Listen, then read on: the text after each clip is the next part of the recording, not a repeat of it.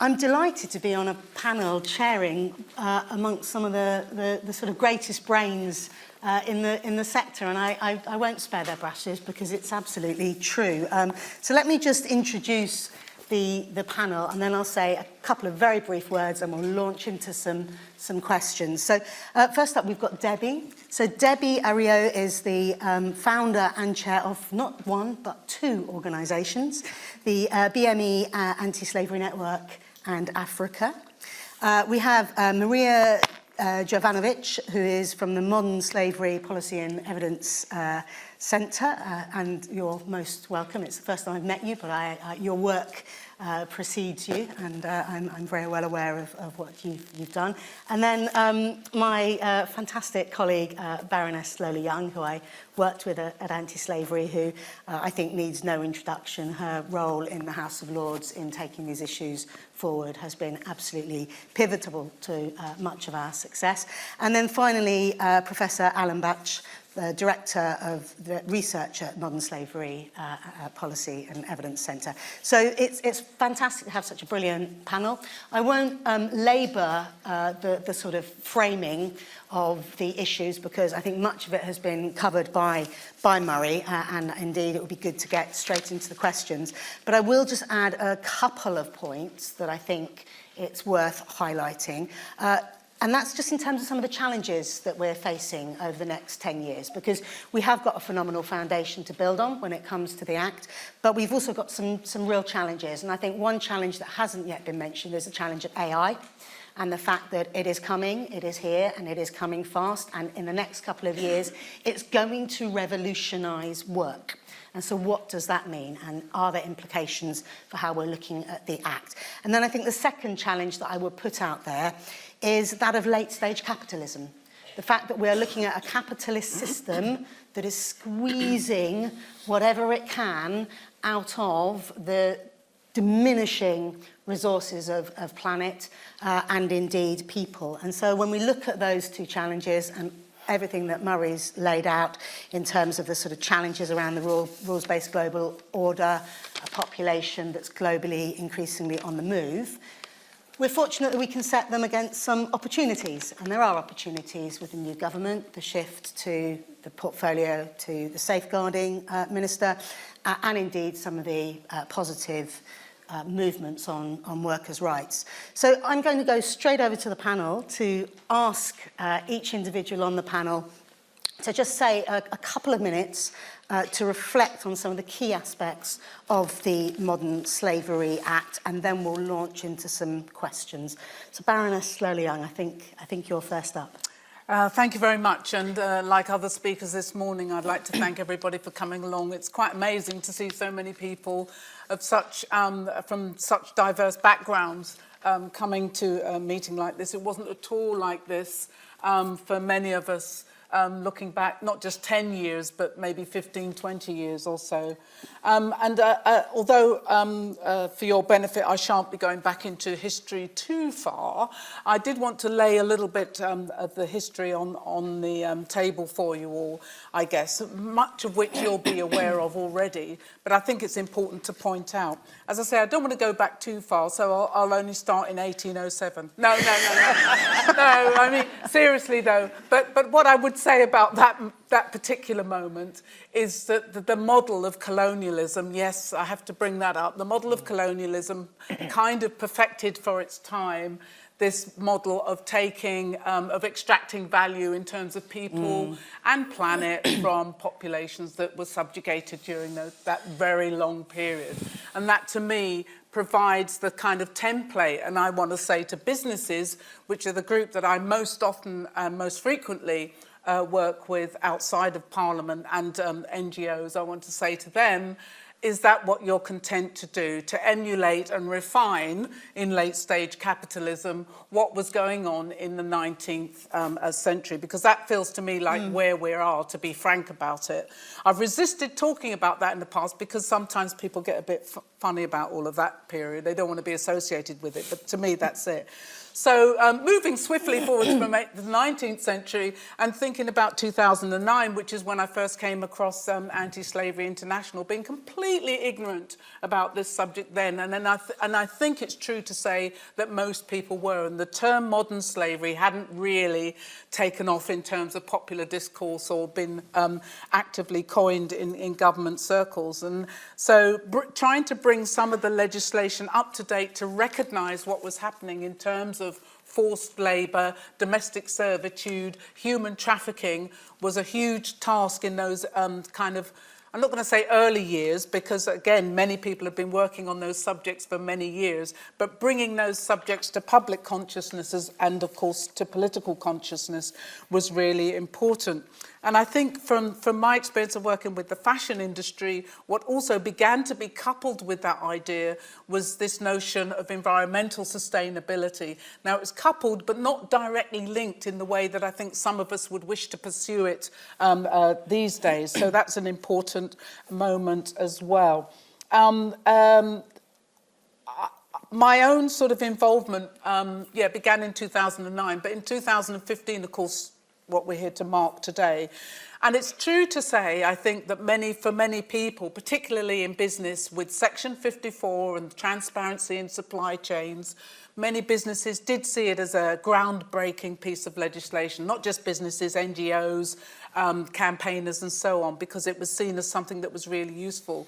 Maybe another time we could think about the context for the passing of that act, which might explain some of the deficiencies and some of the lacks within it and what happened and why we had to or felt compelled to pass that legislation, even though it's not perfect. No legislation is. But the addition of this, or the inclusion of this clause, Section 54, was pivotal. And although now, with hindsight, so now I would say, looking back, yes, it was a good moment, but now we've gone beyond that, is my feeling, and we need to have a separate legislation that deals specifically with commercial entities and public procurement and all of those areas of business that is quite different in some respects to the human trafficking side with which many people are familiar. So where we are now, in my view, is that I'm not interested in all this, we want to be world leaders again. That doesn't mean anything to me. The point is, what are we going to do in legislative terms in order to continue this upward trajectory in holding business to account? And there's a part of me that actually I really don't get how businesses can say, we're not part of society. It's not our job to do this, that and the other. We don't know what goes on in our supply chains. That's up to other people to look at. I don't accept that. I don't accept any of that, because to me, and it kind of relates to, what's been said about survivors. This idea that somehow because those people are over there or up north or outside of London or in London or wherever they are, they're disadvantaged, they're vulnerable, they're not my concern as a business entity. I don't accept that at all, and I don't think any of us should. So, and fortunately, there's a lot of businesses who also feel the same way. Those people, those organisations that want to do the right thing. Okay. So I'm very much encouraged by that. Are you trying to... Fantastic. I am. Yeah, cut me off there. I am, okay. I'm afraid. I can take a hint. We're going to come back with some questions and dig into that a little bit more. But I just want to give Debbie a moment just to make a couple of introductory remarks. And then I'm going to ask if you can both be super succinct in yours. So I'm going to give Debbie sort of 3 or 4 sentences, and then give you each one. And it's not your fault, it's because we had such a phenomenal keynote at the start. So Debbie. I can do that. I think my key issue in relation to the Modern Slavery Act, was around the lack of prosecutions of offenders. And I think Marija mentioned that in his opening remarks. We work with many young people at Afruca, and some of our young people at BASNET who ordinarily, the cases will have gone to court. The, the traffickers will have been identified, prosecuted, possibly convicted. But we're not seeing cases like that anymore. So it appears that trafficking is not happening, but it is happening even on a much larger scale than ever before. before the Act came into force in 2015. So the question is, what is the problem? What's happening? Why are we not seeing prosecutions? There are many reasons, and for me, the chief one has to do with the notion of the immigrant or the illegal immigrant, and the idea that survivors of trafficking or victims of trafficking are not worthy of being empowered or supported by the law because they're illegal immigrants. That is a major failing of the Act. The Act should have been objective in terms of supporting and ensuring that victims can get access to justice. And so for many survivors, they've been denied access to justice under the specific acts, which is a major failing in my viewpoint. So I guess in moving forward, we need to be looking at how can we ensure that the police, the CPS are both empowered to not see survivors as illegal immigrants or people not deserving of access to justice, but ensure that actually justice does happen. There's no point in having the law if there's not going to be justice. Thank you. Thank you, very succinctly put. Yeah. So if I can come to you both, literally just to say sort of a sentence or two about your reflections. Sorry, we're going in order of priority here. I'm sort of, yeah, in your capable hands. Does that mean I'm a Baroness then? Yeah, I think so. We'll elevate you. It's going to be one long sentence, but just Go for one. it. Go for it. Well, I just wanted to say that one of the key features, in my view, of the Modern Slavery Act was that it created this dedicated, comprehensive regime that is trying to address a range of different practices, quite diverse, but grounded in the exploitation of vulnerable individuals for financial gain. I would focus only on one aspect, and that is victim protection as one of the critical pillars of this regime. So, focusing on issues that I find with that, and there are two in my view. So the first is that this regime failed to specify how this regime built around law enforcement interacts with other regulatory domains, the labor market regulation, business regulation, and immigration regime especially. And related to that, really, it failed, in my view, to expressly establish the primacy of the victim-centered and human rights approach in clear terms, especially over other competing goals such as immigration, control, and law enforcement. And the result of that, I think we have all witnessed in the last couple of years with the developments in the immigration law and policy, which in my view established the hierarchy of victimhood, which is expressly prohibited by both domestic and international human rights law, where certain categories of victims, those with, some people avoid that term, with irregular migration status and those involved in criminal offending, even through no fault of their own, are stripped of any protections. So I'm happy to expand more. But fantastic. No, that's brilliant. And yeah, it was a very good sentence with multiple punctuation points. Alex, over to you to have the last sort of introductory word, and then we'll launch into some questions. I'll try and be quick. I'm used to being at the last person on a panel, so this is not an unusual situation for me. So I really want to just point out two things. One is that the Modern Slavery Act, considered a bit of a curate's egg at the time, not necessarily welcomed by all, but it was a landmark piece of legislation. It has recreated, or it's created a new combination of things, including the political landscape and the field of knowledge that has since developed. So it is important, love it or hate it. In terms of the political landscape, we have the Independent Anti-Slavery Commissioner, several of them in the room, I think. They have a role to play in terms of holding the government to account. But then it's down to the individuals involved. Any legislation sets up a new set of opportunity structures for people in this room. And so the Modern Slavery Act has set up a new set of opportunities for coalitions, advocacy coalitions, for intellectual coalitions. And so I would say that in the 10 years since, it has been absolutely crucial in reformulating this sort of this coalition of people trying to make a difference.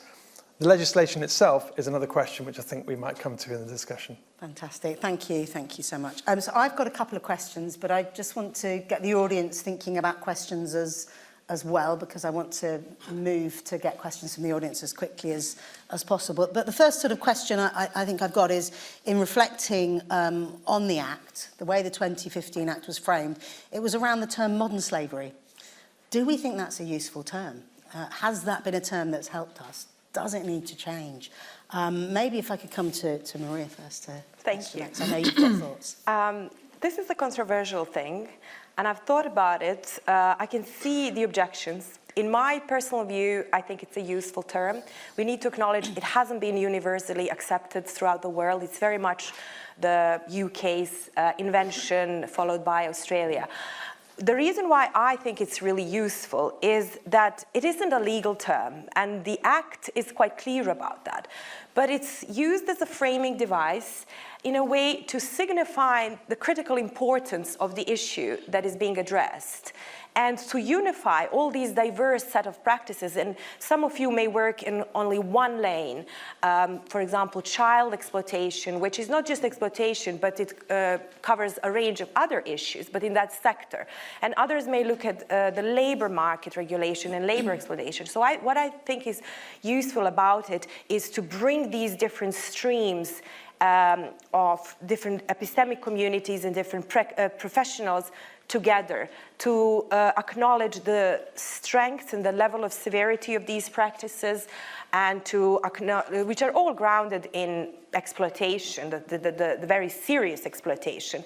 But I can understand also why people reject it. It might sound also reinforces victimhood. A lot of people, survivors, that's what I hear speaking with different people, do not want to be carried a label. And so I can definitely see why it might be problematic. But personally, I'm not that much objecting to it. It's used and using it in my work. That's helpful. Any other views on the panel? Debbie? Yeah, I can. I mean, initially when the term it became a bit prevalent, I think initially we were a bit ambivalent at Afruca, but then we thought about it in relation to what is the definition of a slave?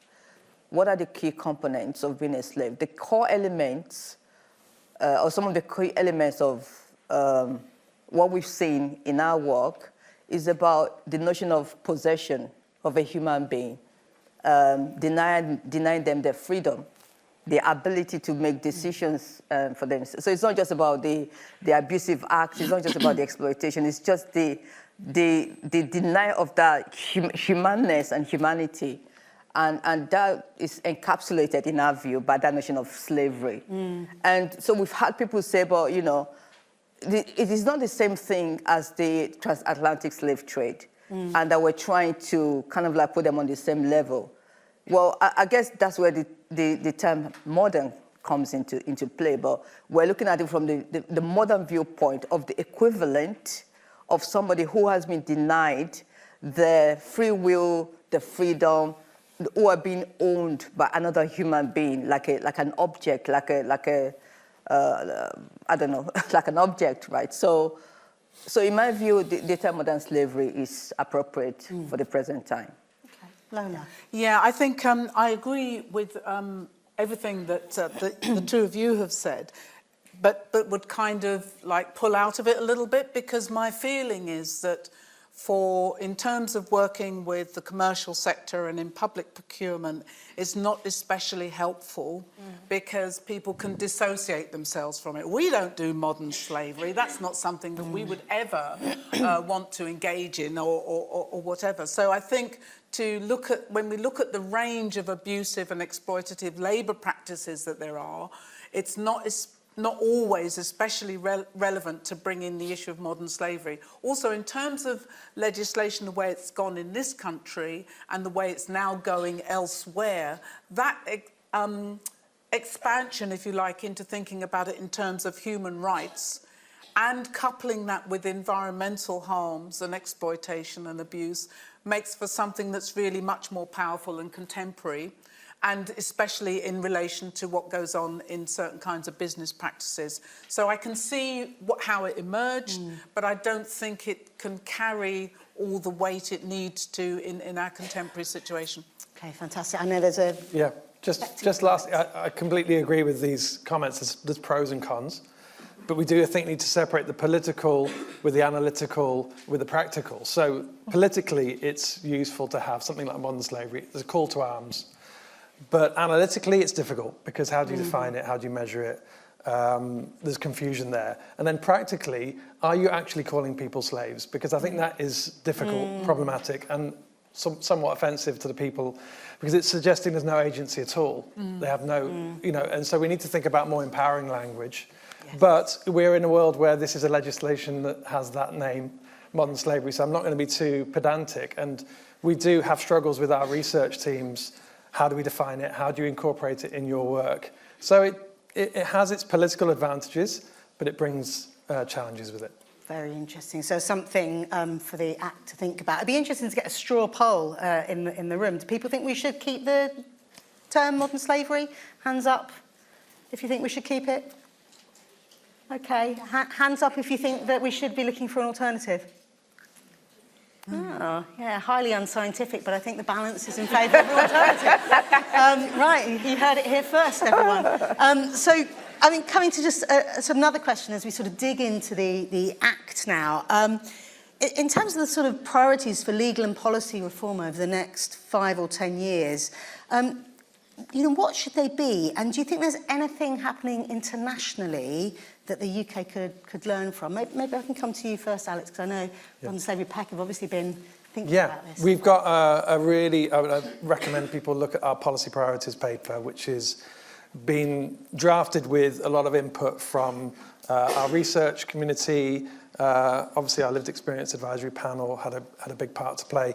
So I won't go through the whole policy priorities document, but to really boil it down, one of the gaps, I think, in the last 10 years has been a lack of strategic leadership. So the government has set out a Modern Slavery Act. Then we've got a sort of a yawning gap where there's no strategy, right? So something really strategic with a vision is what's missing. And obviously that conversely gives an opportunity to others to fill that space. But the government has failed to produce, I think, an enduring vision or strategy, particularly around prevention. That's something we focus on in the Policy Priorities report. Clearly, prevention is a great way to prioritise what we do, but we don't even know what we mean by that term. We have lessons we can learn from public health, where prevention is a much more developed concept. It's measurable. There's interventions that are rigorously evaluated. We haven't got hardly any of that yet in this field. So, yeah, we do have a whole set of recommendations for the government. So there's a mountain of things that they could do. And now a growing body of evidence, which does actually point to things that could be improved in supporting those affected, in improving prosecution rates, in improving or reducing harms through prevention. So we know a bit more about what works. But without that strategic vision from the heart of government, we are slightly fighting against the tide. Really important point. Yeah. Lola, can I come to you? I know you've got some perspectives maybe from the supply chain side. Yes, and I agree with what Alex has said. And it was, as you were talking, I was thinking about the evolution of a legislative landscape, which is basically what this is, even though it might have started a couple of centuries ago in a different format. It's important to say. I think it's really important to acknowledge that these things evolve, and that lack of strategy, again, to me, relates back to the context within which the 2015 Act was passed into law.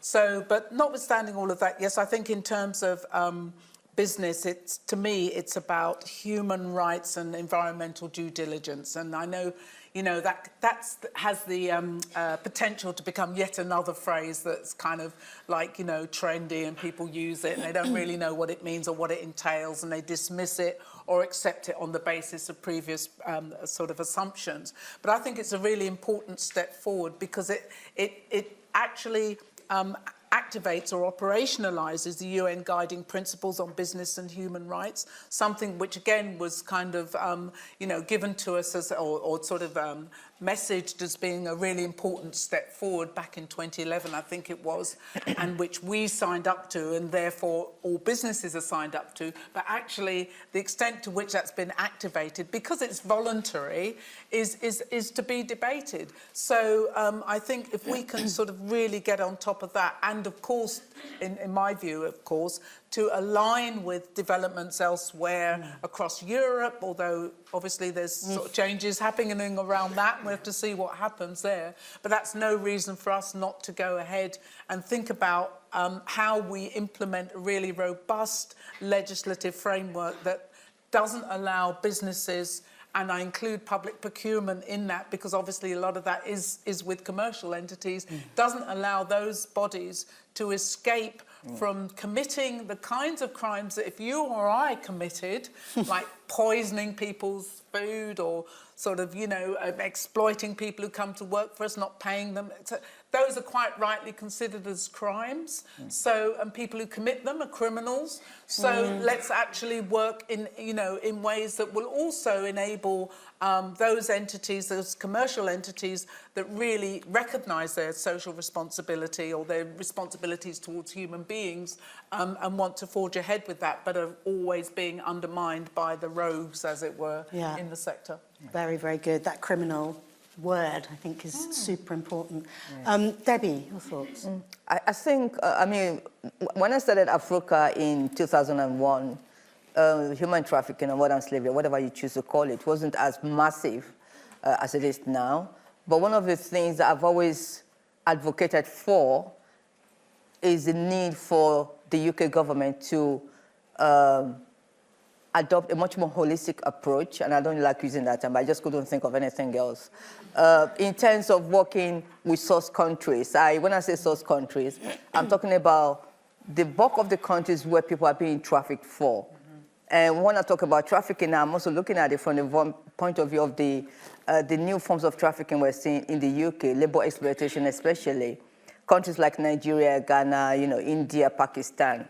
So we can address the problems right from the source in those places before trafficking even happens. So that's one element of prevention, I think, that we haven't done very, very well. And I think we need to really go back to the drawing board and think about how we can prevent trafficking at source. Thank you. Yes, go ahead. Just one very quick word, because you're absolutely right. Yeah. And within the kind of due diligence legislation that we've been looking at, it is all about a duty to prevent. Yeah. So you can look at your supply chains and see where the weaknesses are and try and prevent them. Yeah, absolutely. I mean, a lot of the companies you're talking about, their suppliers are in countries like Ivory Coast, Ghana, those countries where they don't have the capacity to have strong laws. Yeah.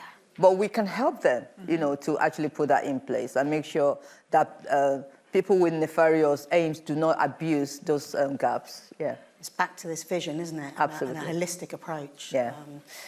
Marija, any thoughts from you? Yeah, well, I agree with Alex, who said that the groundwork for any policy intervention needs to be evidence.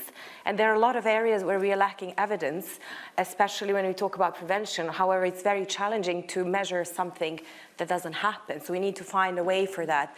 In my view, for example, Marija mentioned that very low prosecution levels and trying to explore the idea whether increased prosecutions can act as a preventative mechanism. And if I were to single out one thing where there is a need for policy and legal reform, it would be compensation. We talk about prosecutions, but almost nobody in this country, I think, gets compensation.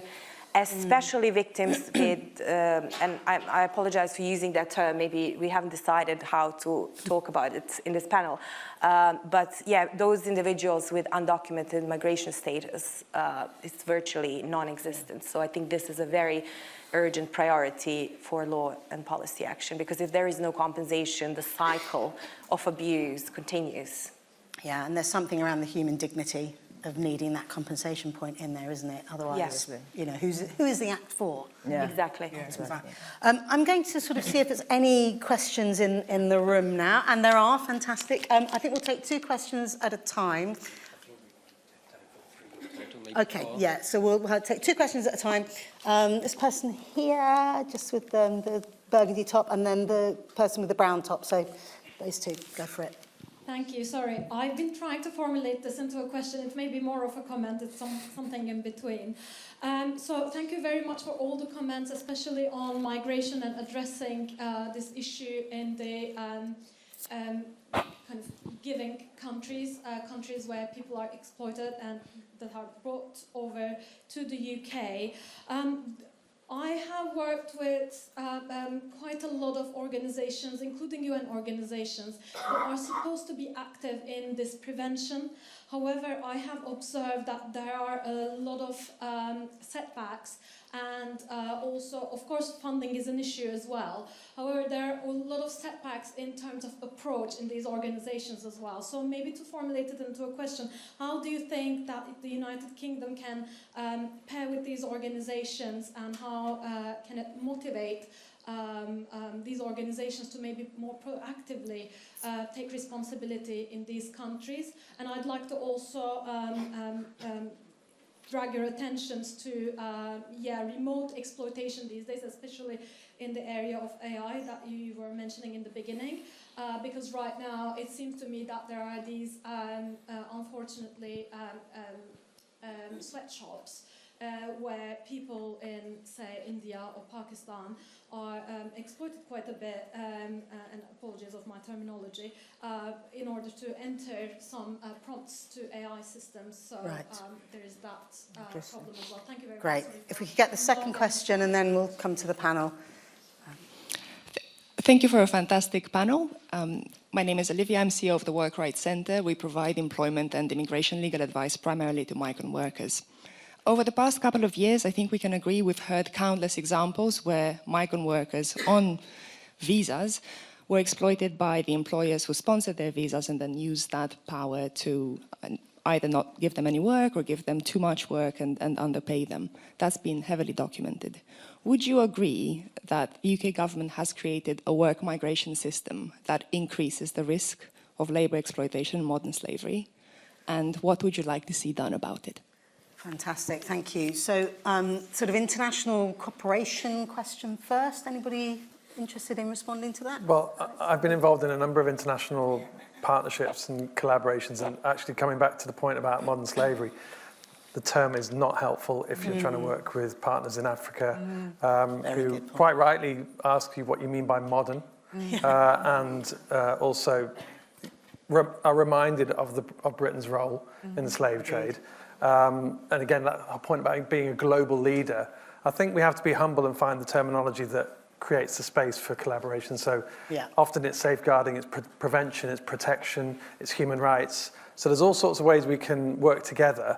But in the current context where the US cut its funding, then the UK cut its funding on international development, partnership is even more important, because if it's really going to be an equitable partnership approach, we have to work out how to do that without the big donors, who are sometimes more trouble than they're worth. So it's not much of an answer, but it's an enormous challenge. But there is a great appetite to collaborate with people in the UK, with organisations. We have a great tradition of collaboration.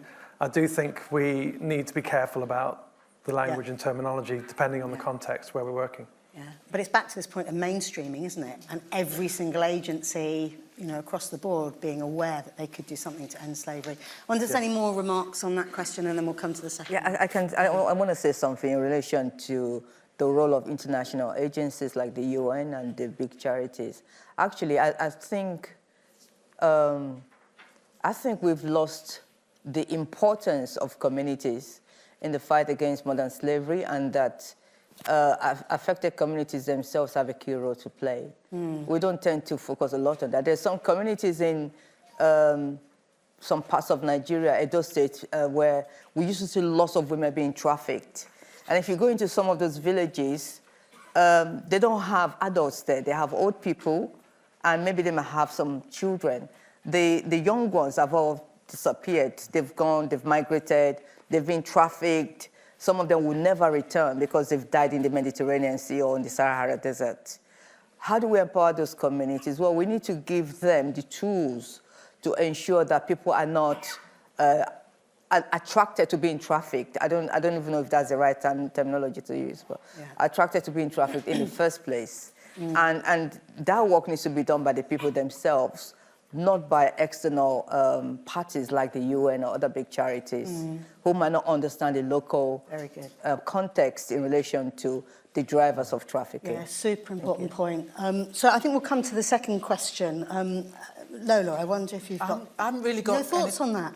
No, sorry. On AI, is that what you're talking Not so much on AI, but on the I guess on the question of, you know, have we created a system of migrant work that is inherently We've created a system of low-paid work, and I think to get to Debbie's point, the issue is about absolute and relative poverty, because you don't, you know, if you see coming into your village what looks like, you know, people living in nice houses and everything because money's being sent back from low-paid workers in the West or the global North, however you want to frame it, then you want a piece of that as well. Why wouldn't you? And so then you end up on the boats and all the rest of it. So it's a circular thing, and it relates to your initial point about late-stage capitalism, which absolutely depends. I mean, the system is built to perpetuate that kind of system. And so, you know, what do we do about that? That's the big unanswerable, not unanswerable, but the question that people are very reluctant to address and answer. I think the way that sort of migrant rights are non-existent, really, in this country, it embeds it, doesn't it? Any further comments on either of these questions? I probably haven't got time. One more, we've got one more, fantastic. So hands up for one more question. I wanted just to reflect on your point, because I think a lot of people advocate for a firewall between modern slavery regime and immigration regime, but I think completely the opposite is true. We need to actually engage law and policymakers on immigration law. And if what I mentioned in the opening remarks, if we put priority on human rights that ground anti-slavery action, then each of these other domains that directly can contribute to increase number of people affected by modern slavery, then need to take that into account while developing policies, legislation, and so on. So I think there should be more integration. And of course, in practice, if somebody is being supported, then I understand that metaphor of firewall. But in terms of legal and policy making, there should be more integration. It's understanding how the two interconnect, isn't it? Rather than pretending they don't. I'm right at the sort of back middle gentleman who's had his hand up for a very long time. I'm going to give you the final question.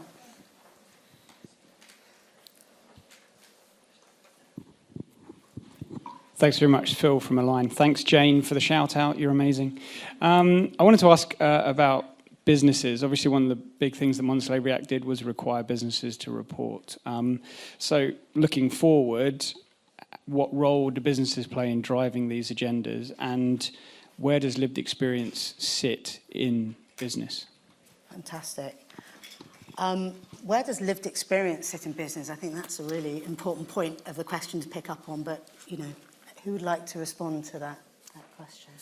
Well, I'm going to respond to it because I just want to flag up that, you know, we, and by we I mean the big coalition, including the Corporate Justice Coalition, which includes Anti-Slavery International, of which I'm a patron, etc., we had a private members' bill around human rights and environmental due diligence, for short, the COPAD bill, and because there was a duty to prevent on that and remediation included in that, and the possibility of criminal prosecution.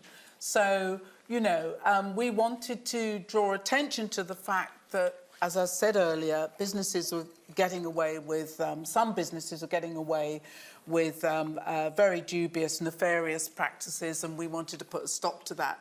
And if you like, it's the kind of at the punishment end, because actually the Modern Slavery Act in Section 54 has proved to be, for many businesses, maybe even the majority of businesses in the UK, are toothless. Yeah.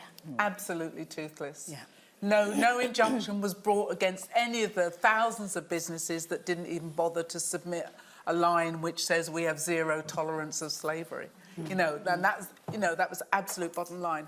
So again, agitation from businesses themselves who feel that they can do more and want to do more, but don't want to be sort of in this competitive space where other businesses are doing as little as possible, and in fact, doing harm in the knowledge that they're doing harm.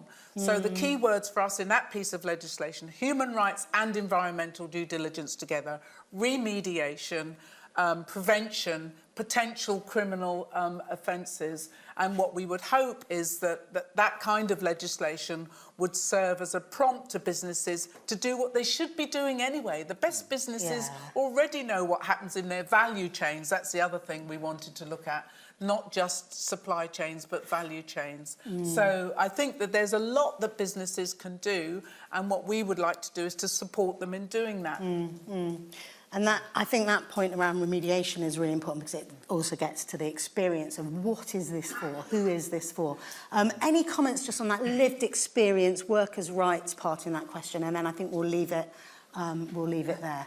I don't know if this speaks to that, but I've always wondered why the government, in putting together the clause in Section 54, talks about businesses earning more than £38 million should have a modern slavery statement. And I mean, all businesses, no matter the size, should actually be working towards eradicating or preventing any forms of modern slavery in their supply chain or their value chain, as Lola said. So, you know, that needs to be looked at. And I understand maybe it might have to do with the ability to prosecute, or, you know, to bring any form of action against a business. But at the same time, we should be encouraging all businesses to really understand that they can be targeted by you know, criminals.